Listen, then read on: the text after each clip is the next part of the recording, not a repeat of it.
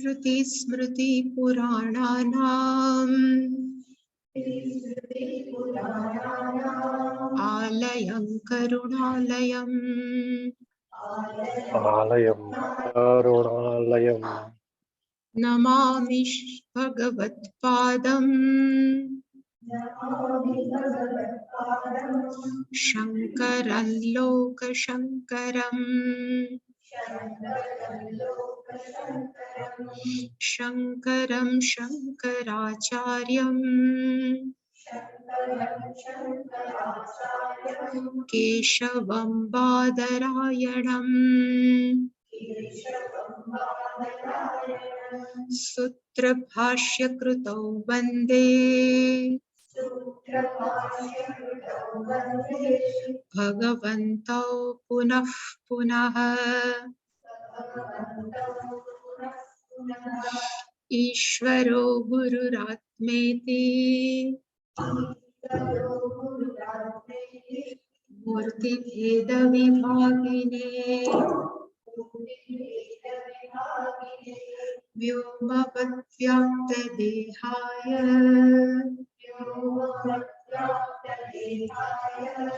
दक्षिणामूर्तये नमः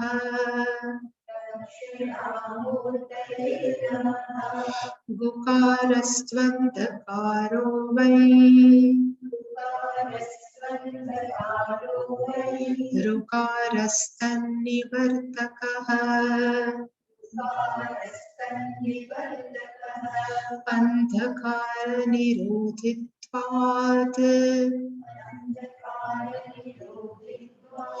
गुरुरित्यभिधीयते सदाशिवसमारम्भाम् शङ्कराचार्यमध्यमाम् अस्मदाचार्यपर्यन्ताम् वन्दे गुरुपरम्पराम् ॐ सहना भवतु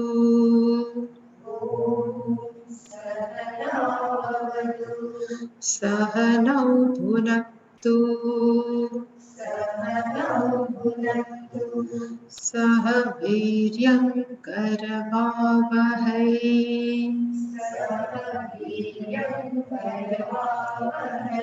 तेजस्विनावधीतमस्तु मा विद्विषावहै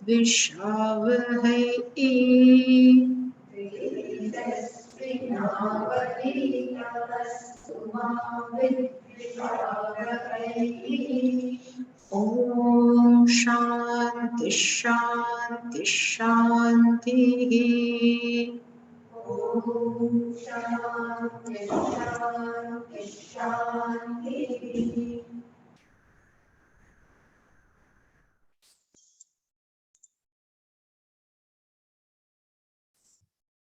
Yesterday we have seen the introduction of Vedanta, or we can see the introduction of Tattvaboda. And in this we have seen Veda has two things. First part of Veda, and Veda has end part of the Veda. The end part of Veda is called Vedanta. It's a simply positional name. And another thing we have seen is generally people are seeking three things in their own life. One is called security, happiness, and peace. And to get this, to have in our one's own life, we keep on doing different type of karma. We are performing lots of karma, but in spite of doing lots of karma, we can never have 100% security or 100% peace or 100% happiness. And we have also seen generally people are comfortable, are happy with this situation. They have even no question why I am not getting 100% happiness or security. But there are rare people. One who starts thinking there must be some permanent happiness. If I have this happiness, then I can be happy all the time without any dependency. And such people can find three defects of karma phala. And what are the defects of karma phala? We have seen dukhamishritam, atrupti karatvam, bandhakatvam. Any karma phala, if we would like anything, but it is always fraught with pain only. Prapte dukkham. To get something, we have to go through a lots of pain, lots of efforts, and these efforts always give some pain. So prapte dukkham. Then if it comes, rakshane dukkham. To maintain this relationship, to maintain this whatever we have to put effort. It's also painful, and whether we like it or whether we don't like, the person has to go, thing has to go, and if this everything is there, we have to go. Something will depart. So gate api dukkham. So one defect of karma phala is dukhamishritatva. Second thing, any karma never gives satisfaction. I need more I need. It's called atrupti karat. And last thing we have seen, all karma phala is binds us bandhakatva. More we have, sometimes we say it is a necessity, and this necessity converts into luxury, or luxury converts into necessity. Without this, then we cannot even live a comfortable lives. In previous time, there is a no fan. Without fan also we are comfortable. And when fan starts, we can't live without fan. And now AC starts, we cannot live without AC. Then this AC, previously it was luxury. Nowadays for Ahmedabadi people, it's become a necessity. So all things, it's always bind us. These are the defects of karma phala. There are some rare people, then they start thinking, pariksha lokan karma chitan brahmanaha. Brahmanaha, we have seen the meaning of brahmanaha means a discriminated person. One who have viveka, they start thinking, lokan pariksha. Lokan means karma phala, pariksha means having analysis. Having analysis, all karma phala, which is accumulated by our own karma. Chitan means accumulated. Karma means our own karma. This all karma phala, having examined, that person has developed nirvedam ayat. That person has developed dispassion. That person has developed vairagya. And what he starts thinking, akrutaha krutena nasti. Akrutaha is mokshaha. Krutaha means karma, na asti is not possible. Moksha cannot be possible by karma. And what's the reason? Each and karma is finite, is limited. If karma is limited, karma phala must be limited, and moksha is always nitya. Then anitya karma phala cannot give nitya moksha. Then where would be the moksha? That's why Guru Meva Bikache, that person has to go to Guru to seek Guru, and they ask, where is this happiness by getting which I always be happy? So that's why we have seen the subject matter of Veda of previous part. First portion, they also offered many sukha, but this all worldly object gives a shashvatam sukham, or in Vedantic way we can say anitya sukham.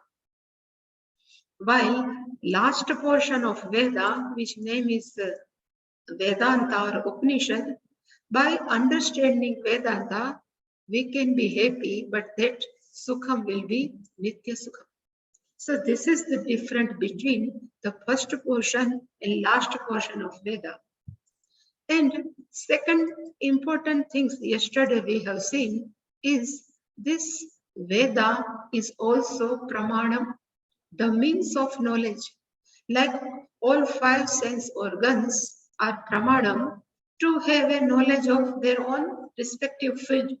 Vishaya, Shabda, Sparsha, Rupa, Rasagnana.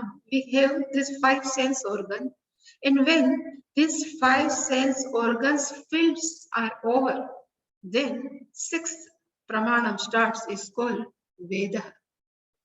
So that's why scientifically understand Veda is never possible, because totally is a different field. that we have seen. And to understand Vedanta, to understand Upanishad, there are many scholars have written the books, and they have written to understand the technical terminology of the Upanishad. Such books are called Prakarana Grantha. Even Prakarana also is a technical name. And in Upanishad, there are many technical, even we are very used to speak Sthul Sharira, Sukshma Sharira, is a all technical, even karma, papa, punya, but we are used to, that's why we never ask, but if some foreigner comes, what is the gross Sharira, they don't. So these all are technical terminology we can understand through all Prakarana Grantha. That's why before starting any Upanishad, it is always recommended we have to study first Prakarana Grantha. And we have seen there are many Prakarana Grantha like Tattvaboda, Atma, even I forgot, Vedanta Bindim, there are many, even Dakshinamurti Stotra are all is a Prakarana Grantha. So among this, one Prakarana Grantha we have chosen, and the name of this Prakarana Grantha is called Tattvaboda. And we have just seen the rough idea of Tattvaboda. What is the Tattvaboda? So I have told yesterday, there is three words. Tat, in Tattvaboda, there is a Tat, there is a Tva, actually a double Tva should be there. In Bodha, the meaning of Tat in general is that Tva is always nature, but nature is Swarupa. And Bodha is knowledge. For us, Ishvara is always third person. Generally for people, we never say this Ishvara, we say that Ishvara. So generally, Tat is using for this Ishvara. Tat Ishvaraha, Tva means Swarupam, the knowledge of that Ishvara is called Tattvaboda. And nature is called Swarupa. So Ishvara is always in Krishna's form, Ishvara is always in Rama or Devi form. So these forms are comes and go. It cannot be its own Swarupa. Then what would be the Swarupa of Ishvara? By knowing this, in that knowledge is called Tattvaboda. That much we have seen. Now we are entering in Tattvaboda.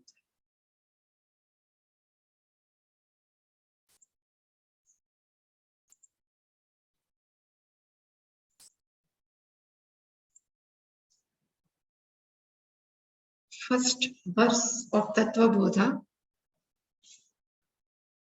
Vasudevendra Yogindram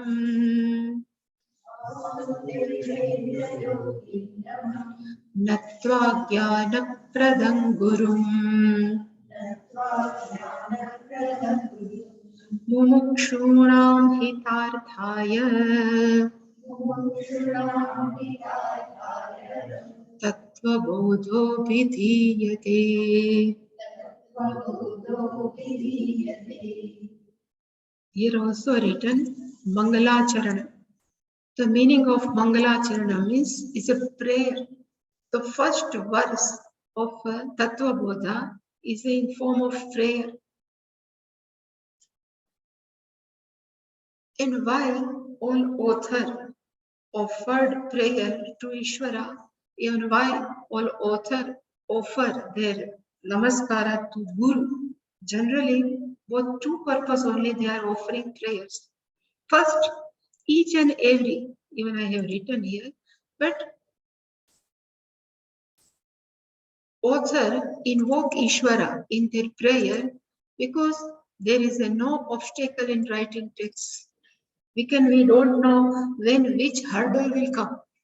So even to start Tattvaboda, if people gets difficulty to come over here because of obstacle on same way, if somebody has started to write some grantha, some text, and if he person is sick or something has happened, then he cannot able to finish the text.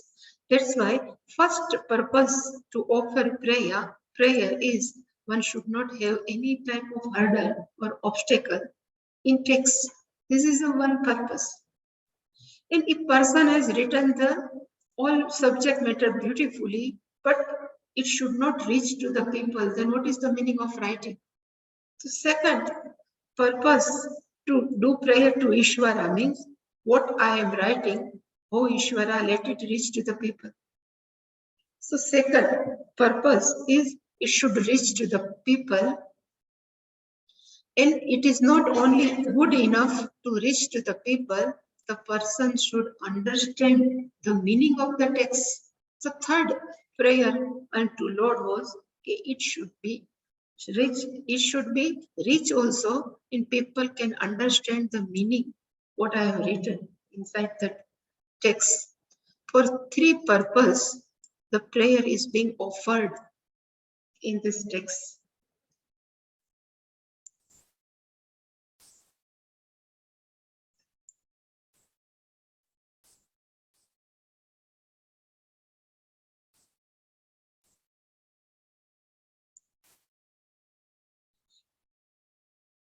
Vasudevendra Yogindra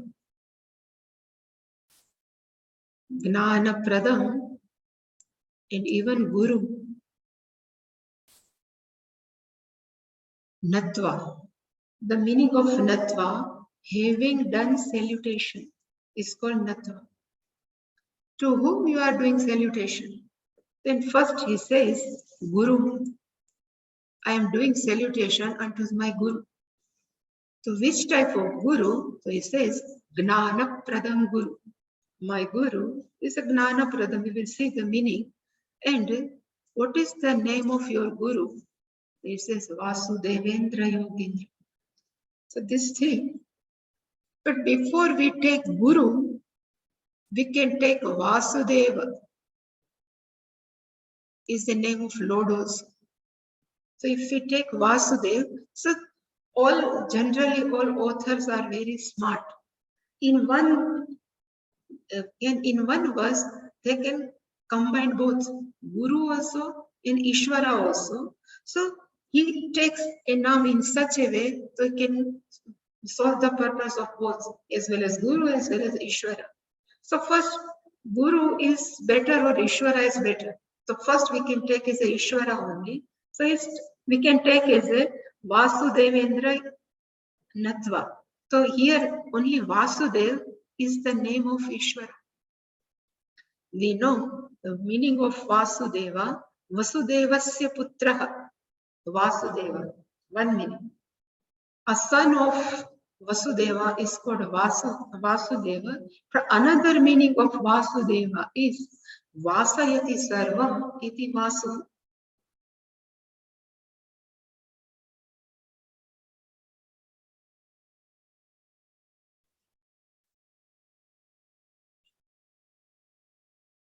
One who is all pervading. Vasayati means one who is covered everything.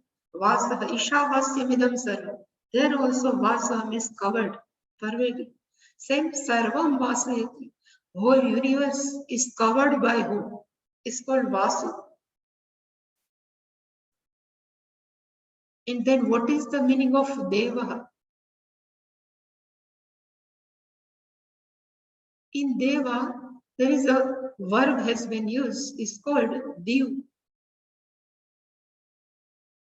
The meaning of Div means to shine. But here, from there only this Deva Shabda is come. So generally, even these old Devatas are called Deva. But here the meaning of Deva means self-effulgent. Ishvaraha, who is all pervading, who is everywhere, what is the nature of this Ishvara? Is self-effulgent. The meaning of self-effulgent means it need not necessary to help of any other entity for its existence. It's called self-effulgent. Suppose to see this object, we need a help of eye. To see even whole object, we need a help of sun. Even we need a mind.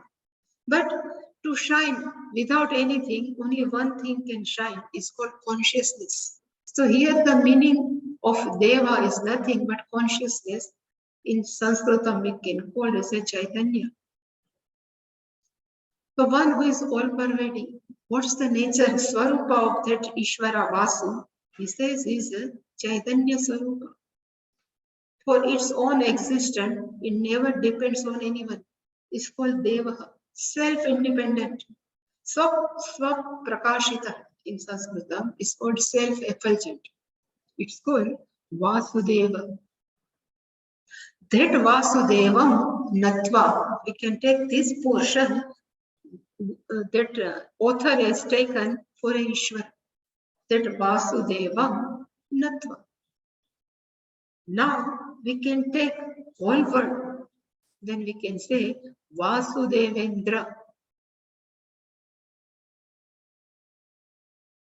We have taken, sannyasa from Sringeri Mutt. So always one word taken. They have Ananda, like Dayananda, like Nigmananda, Pratibhananda. Always we have last word is Ananda. But in Kanchi Mutt, one who are initiated through Kanchi Mutt, they have to add Indra.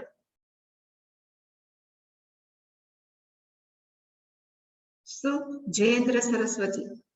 They have added Indra. So only I have read Puja Swamiji's book. He has written here, Vasudevendra, this author's guru must be initiated from Kanchi Mutt because he is a Indra. Otherwise he should Ananda, he should something. But Indra means he is initiated from Kanchi Mutt. And the Indra, Devendra, we can take Devendra even for Ishvara also. We can take even Devendra for Guru also. So the name of Guru is Vasudevendra. So Deva plus Indra. So the meaning of Deva again. Here we can take for Ishvara is the Lord. And here also Devendra. The highest position in Deva is Indra. So Devendra, so this Guru, the name of Devendra means there is always author has some affection, some love for his own Guru. So he says, my Guru, even my Guru's name is given by his Guru, but still he is a Devendra. There are many Devatas are available, but among this, my Guru is the best.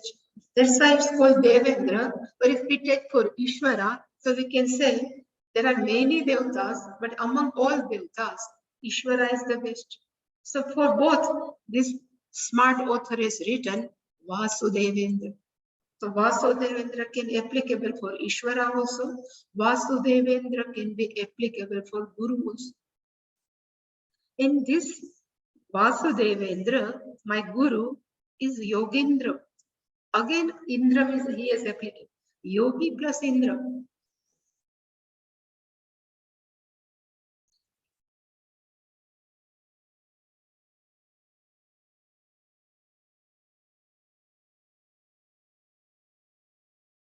Whenever yogi comes, no, in your mind, this all asanas come.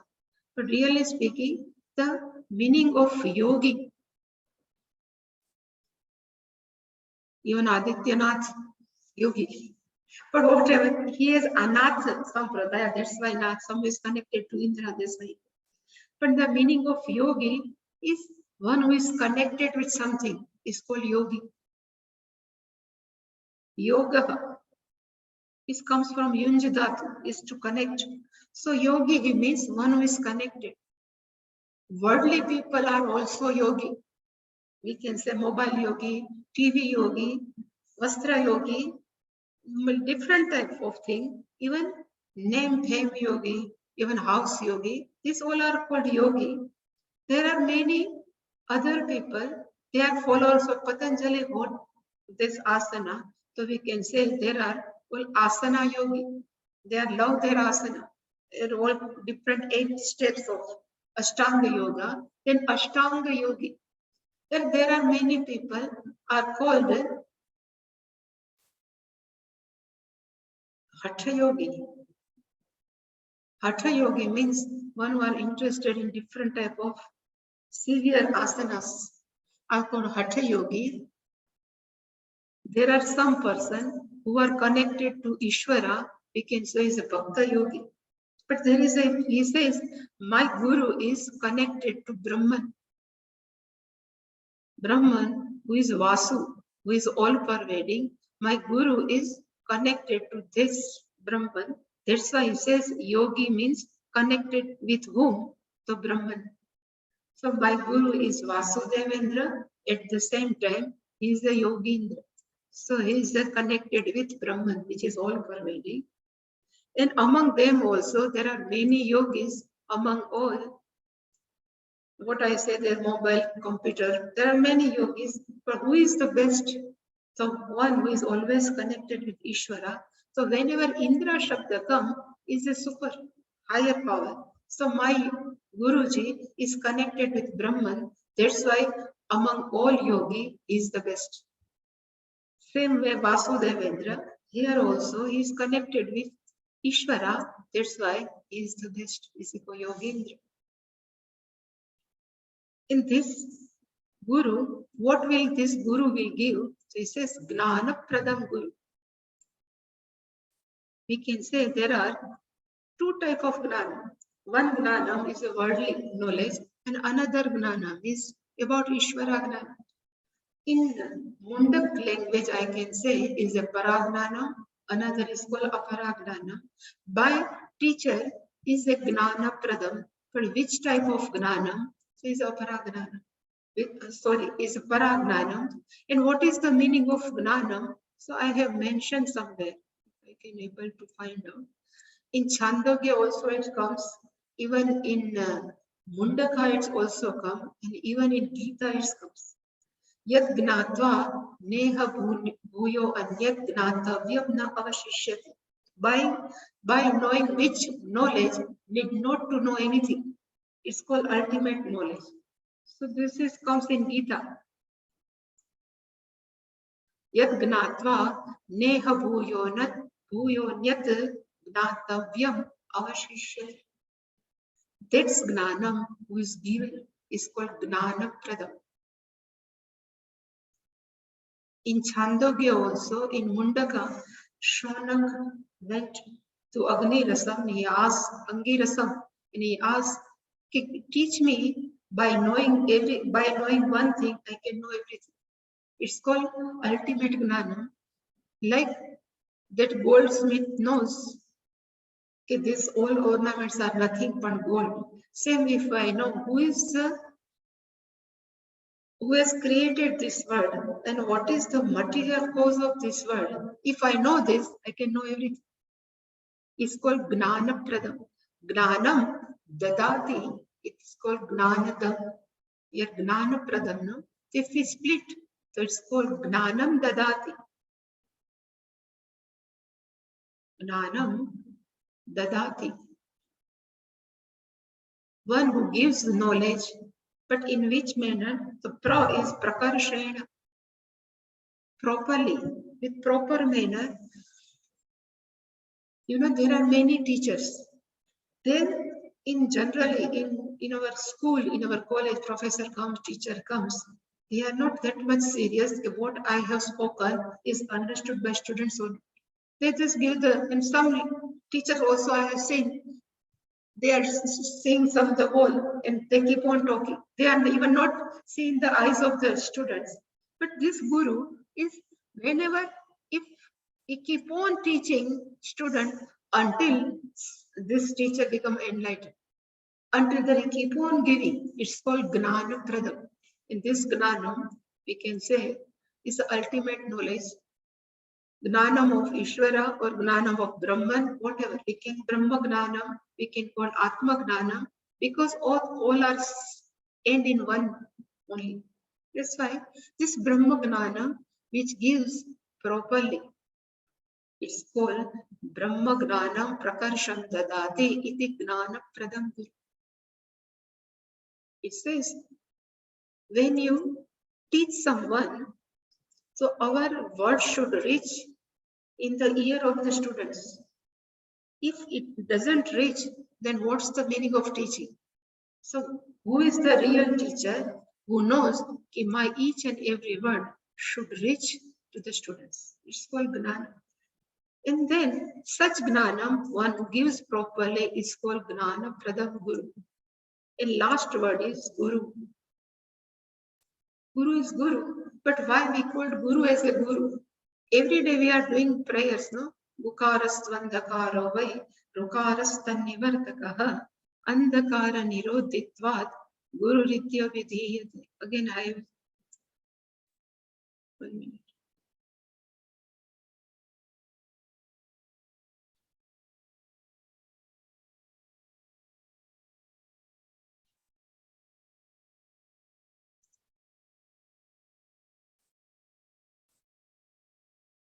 What is the meaning of guru? So he says guru has 2 letters. One is called gu and another is ru. Gu plus ru is equal to guru. So gu shabda, gu word is a representative of gukaraha to andhakara. Gu shabda, gu word is the representative of darkness. Andhakara is darkness, and darkness is also we consider as a agnana. When we don't know, then we say is always dark inside. So darkness is agnanam. So gu shabda is representative of darkness, agnanam, and ru shabda. Here way, the meaning of way means definitely. Definitely, ru karaha. Mataji must be telling, we can't say ru, we can't say ka, we have to say kakaraha, rukaraha. Same way here, rukaraha means here only ru only. Karaha is gives the one type of, respect to that letter. Omkaraha, same way rukaraha, gukaraha. Then somebody asks, what is the meaning of karaha? That's why I'm clear. This is rukaraha, in rukaraha is only ru. Kara is the expression. To present one alphabet, we have kakaraha, khakaraha, rukara. So gu shabda is for darkness and ru tat nivartakaha. One is the removal of tat means andhakara. Here tat is there. Ru shabdaha is removal of tat. Here what is the meaning of tat? Then andhakara. In andhakara, we have seen the meaning of agnan. So gu shabda is representative of agnanam and ru shabda is removal of that agnanam. Andhakara nirodhitvat. One is a removal of ignorance. That's why Guru iti abhidhiyate. The naming abhidhiyate is, the meaning is abhidhiyate, is given. What name is given? Guru iti abhidhiyate. So this is the meaning of Guru Shabda, one who removes our ignorance. And in the terms of self-ignorance, one who can remove is called Guru. There are many gurus, actually, Diksha Guru, Dance Guru. There are many gurus. But among all gurus, who is the best? One who removes once for all pain, once for all, our all inside pain is called Guru. And how it will go? By knowing oneself. That's why there are many gurus are available, but among these guru, our guru is the best, Gnana Pradam, because one who is the knowledge of oneself. So here also we can take, there are many types of Gnana. Physics, chemistry, biology, many Gnana. But here which Gnana is talking? So we can say here Gnana of only Atmanaha Gnana or Brahma Gnana, Brahmanaha, Atma Jnana. And here Guru are many, from kindergarten up to the college or PhD level. But here one who can give this Atma Jnana, one who can remove the ignorance of oneself is called Guru.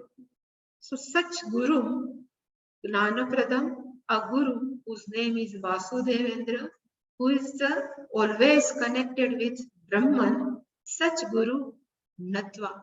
Having done salutation to such Guru, Tattvaboda, Abhidhiyate. Abhidhiyate again is naming, or we can say is presented.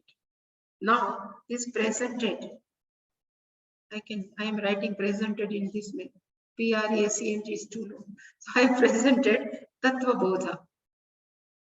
Still people ask me, we have seen the meaning of Tattvaboda, but still people ask for whom you are writing, why you are writing. So he has given two things. Mumukshunam hitarthaya. I have written this text for whom? Mumukshu. And why? For their benefit. I am writing. But it says, when you initiate some book for text, it should be fulfill a for purpose. And what are the name of that purpose? I have given somewhere.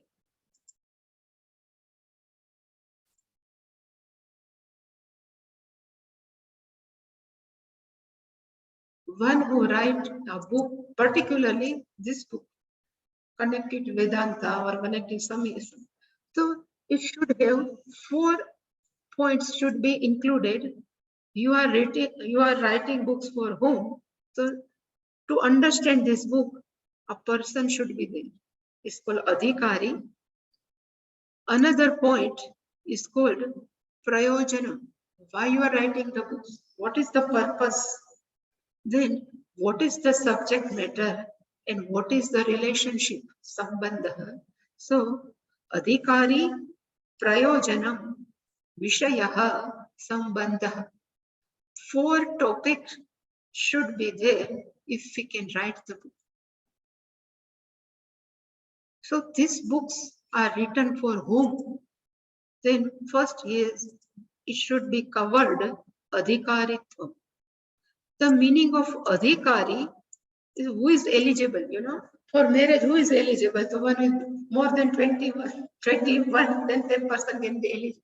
Then who is the eligible to read this book? Who is eligible to understand this book? So it says, Mumukshuna. This book is not for all sansari people. This book is only for a people who are really interested in moksha. Mumukshuhu.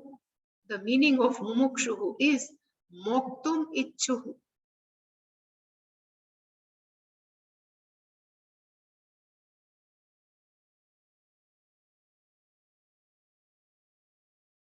A person who is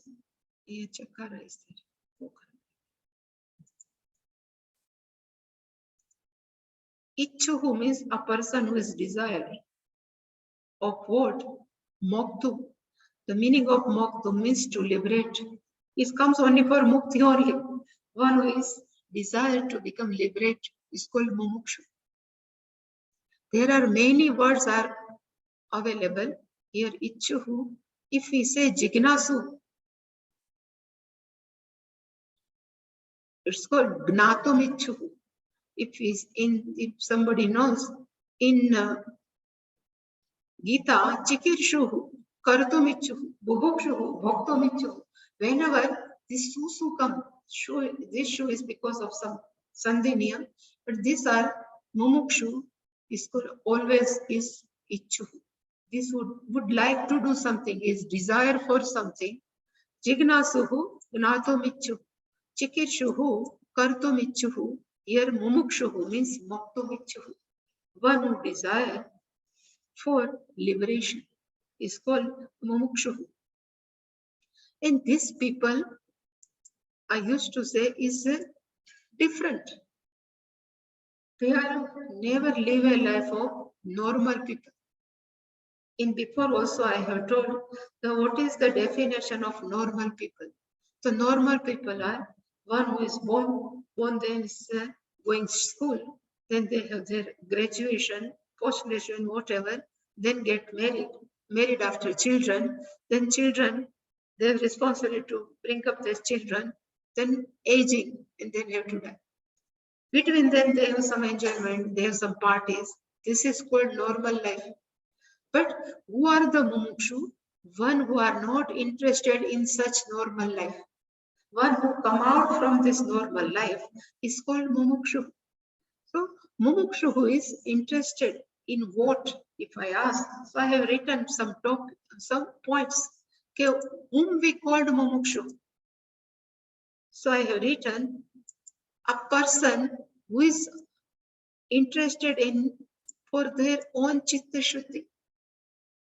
Generally, people are always, engrossed with worldly desire, but this person is not interested in such thing. This is, I would like to purification of mind. It's called mumukshu. Generally, people have external happiness. If I go into the party, I will be happy. If I go in holidays, I will be happy. But mumukshu knows this all happiness is borrowed happiness. There should be some inner happiness because they have read some books. According to Puja Swamiji, they used to tell they have paperback knowledge. If we going somewhere, we purchase some book and when we read, we say this is very good book. Then we try to find out in this book is written happiness is not outside, happiness is inside. Then where is this? I am not seeing any happiness inside.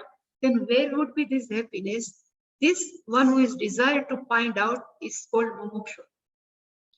And a mumukshu, we can say, one who is interested to live a life of values. We will see in Gita very soon the value of the values of the values. One who has values of the value, then only they can live a life. So one who is desired to live a life of values, amanitvam, adam, ditvam, odam, is also called mumukshu. And mumukshu is a person who knows external world is not useful for me. He never give anything to me. Is called mumukshu. They are always interested. Why this is? What is the meaning of life? What is the purpose of life? Where is the happiness? Is called mumukshu. And one in whose mind who knows I need moksha. And that person also knows this moksha cannot be achieved by the help of any karma. Because Shastra says, if I can achieve moksha by karma, then like karma phala exhausted, my moksha will be exhausted. So moksha cannot be the result of karma. Then how can I know? What's the method? What is the moksha? One such thinking is going in one's mind is called mumukshu. So in this verse, this author says, I have written these books for whom? So not for sansarinam, not artharthinam, not for anyone, but only mumukshu. One who are really interested. So one adhikari is in this, we have seen is given in this verse is mumukshu. Who is the adhikari? Who is eligible to understand the Tattvaboda text? Who is given the meaning is adhikari, is mumukshu. Then, prayojana. For which purpose? Why you have written the book? Somebody asked, no? Why? Then he says, hitarthaya. Second point of to write this book is prayojana. What's the purpose? Then he says, hitarthaya. There is a word, hita, very good word. Hita means something good. It's called hita. But even the meaning of the hita can be changed by person to person. If you go to Ayurvedic people, then they say, if you don't eat this, if you don't eat this, is a hita for you. It's good for you. It is like somebody has acidity, then Ayurvedic person says, if you won't eat any spicy food, it's a hit for you. Hita means good for you, benefited to you. If we go to some doctor, then doctor will say, if you eat this tablet, then it is a hit for you, hita for you. So the meaning of hita keep on changing. So maybe external hita benefit also. There is an internal also benefit also. So if you go for some psychiatric doctor, they say, if you think in this manner, it is good for you.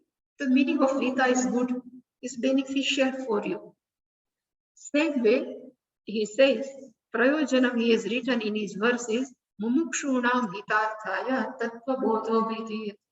So what is the meaning of Gita here? So we can understand person is mumukshu. Person is not interested in anything.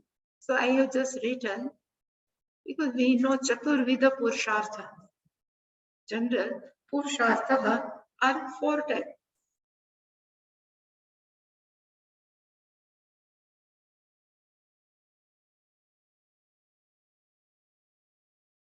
Dharma, Artha, Kamaha, and Moksha. The meaning of Purushartha means Purushena Arthyate.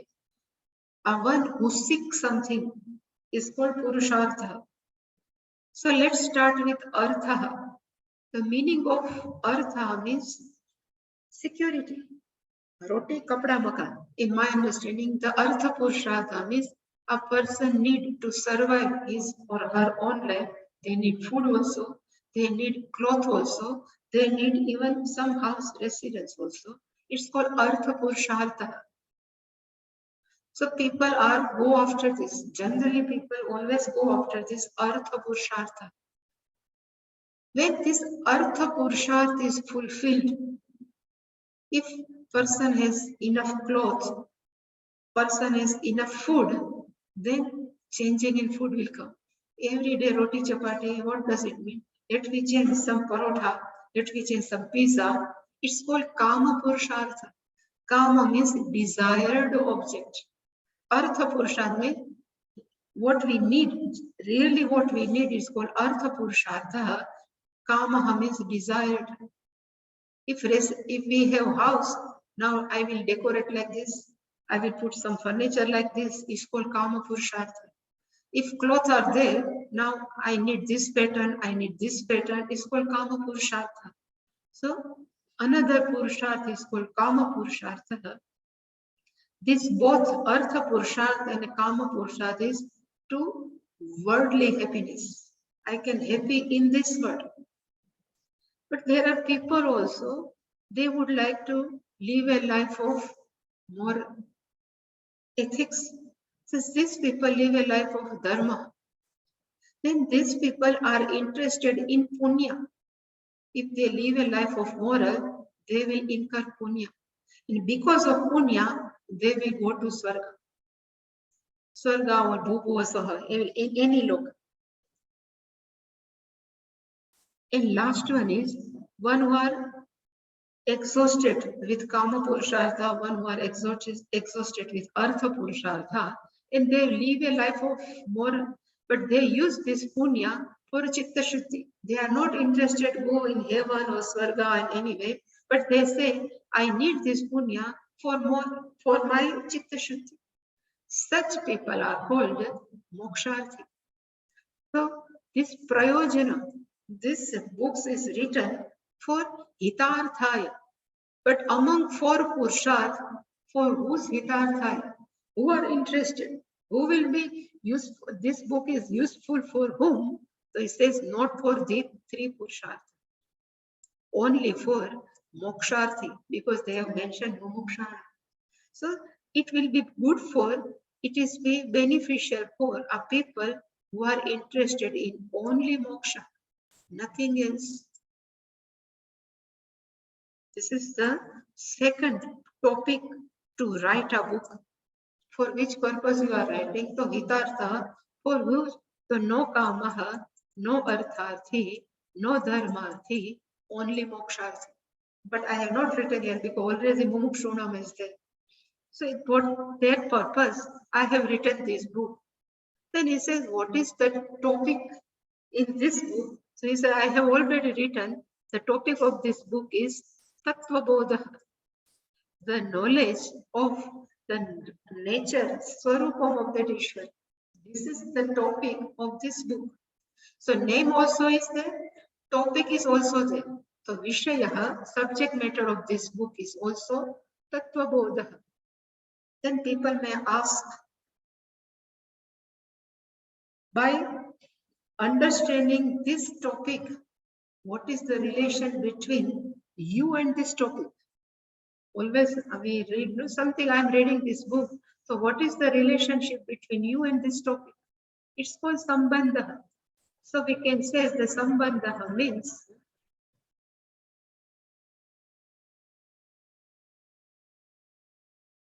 what is the connection between adhikari and Tattvaboda? What is the connection between prayojana and subject matter?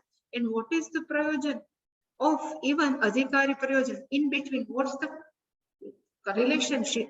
So he says, by knowing this, what is the sambandha? So he says, the meaning is tattvasya yathartha gnana. By getting the knowledge, yathartha means as it is. Tattvasya means the nature of Ishvara. By getting the real knowledge or original, or not real original, but real is also Swarupam, let me take. By knowing the Swarupam of Ishvara is moksha. Nothing else. People are searching moksha. I will do something and I will get moksha. But he says, what is the meaning of moksha is nothing, but yathartha gnanaha is equal to moksha. If I now understand what is Ishvara, if I understand what is Jiva, Yathartha means as it is. If we can understand, that understanding is moksha. Moksha is not going somewhere. Moksha is not achieving something. Moksha is to know oneself. That's why I always say moksha cannot be achieved by any karma. Moksha is by knowing oneself. Right now also, we are moksha swarupa only. Problem is, we don't know. And what Tattvaboda helps you, it says, by understanding Tattvaboda, Yathartha means as it is. Then person come to know, I need not to go anywhere. I know I am moksha swarupa. My original nature is nothing but moksha. Even by doing karma, I never get moksha. Karmana na moksha.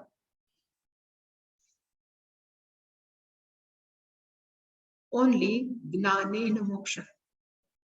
Because in gnana, we need not to do anything. If we do anything, then karma phala will come. Karma phala will be limited, then moksha will be limited. Only moksha will come. We can give this name moksha, maybe enlightenment, we can go as a realization, we can go as a liberation. All are saying, realize oneself is called realization. By realizing oneself, person knows, I'm already liberated. It's called liberation. So everything is connected. There is no different meaning. Now I am enlightened. Before that I realize it's not like 3 words. I can say there are 3 words. Now let me conclude with this only. There are 3 words. Liberation,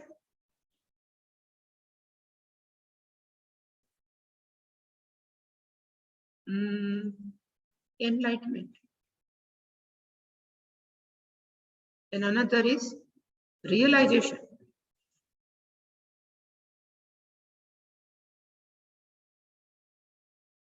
According to me, realization means yathartha gnana. After sometimes we say, what is the real nature? What is the real nature of Agni? So we say ocean, witness. Same, what is the real nature of myself? It's called realization. I know what is my real nature. So consciousness. I'm not body. I'm not gross body. I'm not even subtle body. I'm only all-pervading consciousness. When I realize, at that time only, I will become enlightenment. What I consider myself up to body level, what I consider myself up to mind level, that is not me. It's called enlightenment. Now we become enlightenment. What? So now I am denying, I am not this body mind. It's called enlightenment. And when it becomes, it's a nature of one. This is at the information level. But it will become our nature, our swarupa, then we say, I'm already liberated. I need not to liberate after some time. I'm already liberated. So all three words have only same meaning. Only this yathartha gnana. Yathartha gnana means yatha in artha is there. Yatha means as it is. Artha means meaning. What is the nature of oneself? If we know as it is, then it's called realization. After realization, by knowing by oneself, then we become enlightened. Oh, I'm this. It's called enlightenment. And when we know this is not me, then we already liberated. Is everything is by understanding also. Only understanding is necessary, need not to do any exercise. But we have to do exercise for Chitta Shuddhi, suppose some asana, whatever we are doing, for Chitta Shuddhi, but for Gnana, there is no karma, only simple understanding. But more clarification we will do next class. Om Purnamadav Purnamidam Purnat Purnamudachyate Purnasya Purnamadaya Purnameva Vashishyate. Om Shanti Shanti Shanti. Hari Om Shri Guru Pyo Namaha. Hari Om.